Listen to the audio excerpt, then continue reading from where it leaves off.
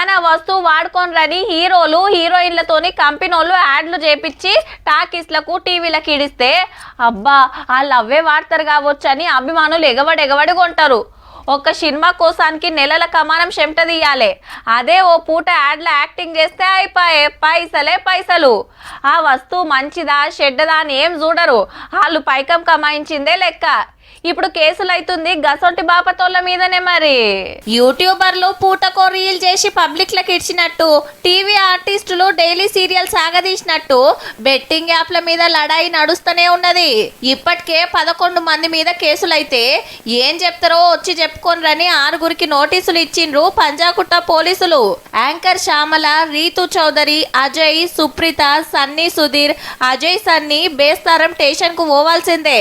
Tasty Teja మీద case అయితే పోలీసులను కలిసి వస్తే ఇంకొందరు అరెస్ట్ అయ్యిండ్రు. కథంత ఎట్లనో ఉన్నదని పరేషాన్ బాయ్ సిమ్రాన్, హర్ష సాయి దుబాయ్ చెక్కేసిండ్రట. వాళ్ళ తాను నుంచి వెళ్ళి సుతా వివరాలు ఇగ్గుతున్నారు పోలీసులు.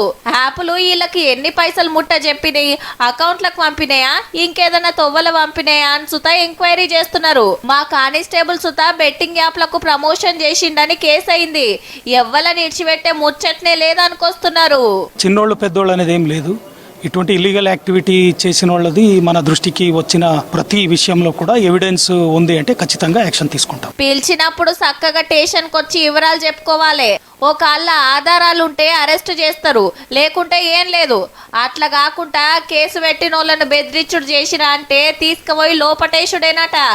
తక్కువలో తక్కువ 10 ఏళ్ళైనా శిక్ష పడే ఛాన్స్ ఉందట. ఏమంట బెట్టింగ్ యాప్ల మీద యుద్ధం చాలా అయిందో యూట్యూబర్లు సెలబ్రిటీలకు నిద్ర లేకుండా అవుతుంది. పో లక్షలు కోట్లే చేతులు మారే వరకు ఇప్పుడు ఈడీ సుతా దిగిందట. చూడాలే రేపు ఇంకెంత కథ ఉంటుందో.